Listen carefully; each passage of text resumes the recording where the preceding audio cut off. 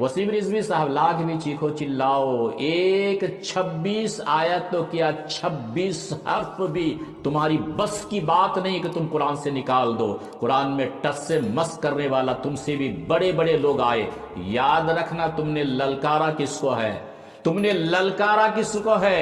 जिसका कलाम आपका सवाल ये है कि आज जो वीडियो वसीम रिजवी साहब कोई हैं, राफिजी हैं या शिया में से हैं। वैसे शियों ने कहा कि नहीं, हमारे शिया में से नहीं हैं, और उनके अपनों ने भी उसे जूते लगा दिए, धिक्कार दिए कि नहीं, हमारे वो वसीम रिजवी हमारे में से नहीं है। ना वो अपने घर के रहे, ना घाट के रहे, ना उसे अल्लाह ही मिला, ना विसाले सनम।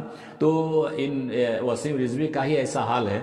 आप ये पूछना चाह रहे हैं कि आज जो वसीम रिजवी साहब कुरान के 26 आयतों के बारे में ये कहते हैं कि भाई ये 26 आयतें इंसानियत के खिलाफ है, या दहशत गर्दी की दावत देती है, या इसमें जंग व जिदाल की बात कही गई है, काफिर को मारने और इसको मारने की बात कही गई है। और वो 26 आयत के बारे में वसीम रिजवी ने सुप्रीम कोर्ट में जो मुकदमा दायर किया है कि इस 26 आयतों को कुरान से निकाल दिए जाएं।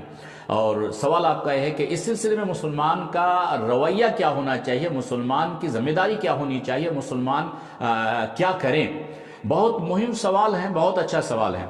सबसे पहली बात तो ये कहेंगे कि देखिए, ये वसीम रिजवी हो या वसीम रिजवी से पहले इस्लाम की एक तारीख में जब आप पढ़ेंगे कि इस्लाम दुश्मनी हर दौर में लोग दुश्मनियां की है, कभी कुरान पर, कभी नबी पर, कभी इस्लाम पर, कभी धर्म पर, कभी मस्जिद पर, कभी मदरसे पर। और ये अल्लाह के रसूल सल्लल्लाहु अलैहि वसल्लम के ज़माने ही से ये लोग इस्लाम के मुखालिफत में लोग इस्लामी अदावत करते रहे। आज ये नई बात नहीं है। और ख़ास करके ये जो नए जो अभी इस वक्त वसीम रिजवी की बात है, वसीम रिजवी साहब भी एक ज़माने से इस्लाम के खिलाफ, मदरसे के खिलाफ, मस्जिद के खिलाफ, कुरान के खिलाफ ये बातें करते रहते हैं कि मदरसे बंद कराओ, ये बंद कराओ, वो बंद कराओ, और सरकार से ये मुतालबा करते रहते हैं। लेकिन ऐसी सूरत में मैं आपको याद दिलाऊं, ये कुरान रब का कलाम है मेरे भाइयों, तमाम मुसलमानों, और वसीम रिजवी साहब आप या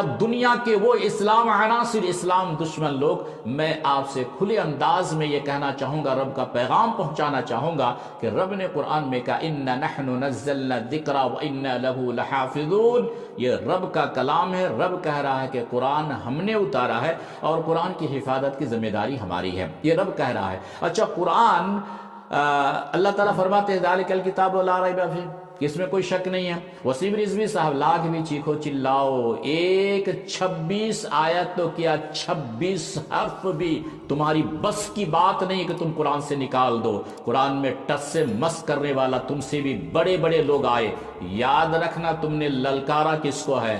तुमने ललकारा किसको है? जिसका कलाम है रब्बुल आलमीन, उसने कुरान को ताला हिफाजत की जिम्मेदारी, तुमने रब को ललकारा है। हमें तुम्हें मुकाबला करने की जरूरत नहीं है। इन्न बत्शा रब्बिका लशदीद, रब का पकड़ जब आ जाएगा तुम्हें कोई छुड़ाने वाला नहीं होगा। आज अल्लाह तुम्हें जलील कर दिया है। आपने देखा होगा अपनों में भी कभी वो आपके जूते लगा रहे हैं, लानतें भेज रहे हैं, बद्दुआएं दे रहे हैं।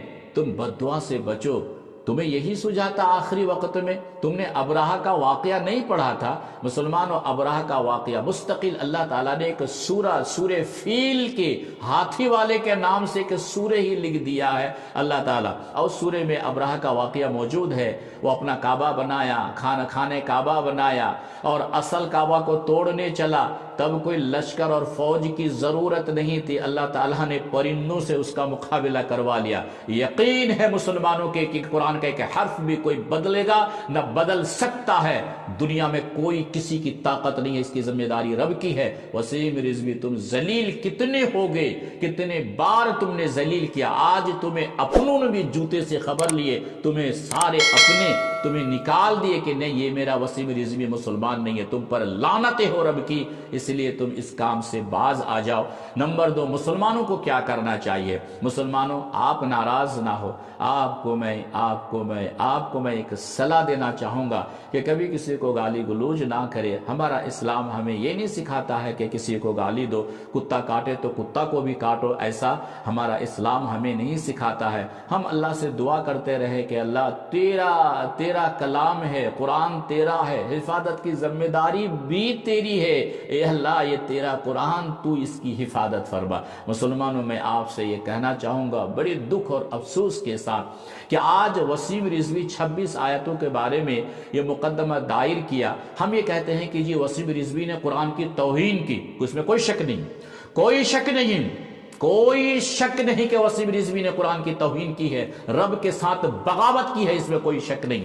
لیکن مسلمانوں ٹھنڈے دل سے سوچو تو صحیح، تم اور ہم آج قرآن کے ساتھ کیا کر رہے ہیں؟ ہمارا رویہ کیا ہونا چاہیے قرآن کے ساتھ؟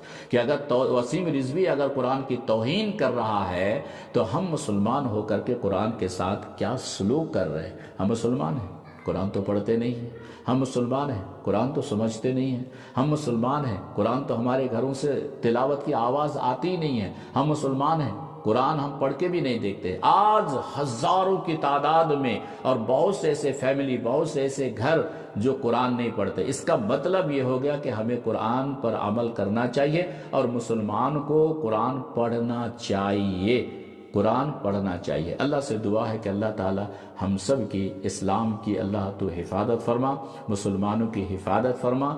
اللہ قرآن یا اسلام کے خلاف جو بھی کوئی بغاوت کرتا ہے اللہ تو اس کے ساتھ لمٹ لے، ہماری طاقت نہیں ہے، اللہ تو بہتر جانتا ہے۔ السلام علیکم ورحمۃ اللہ۔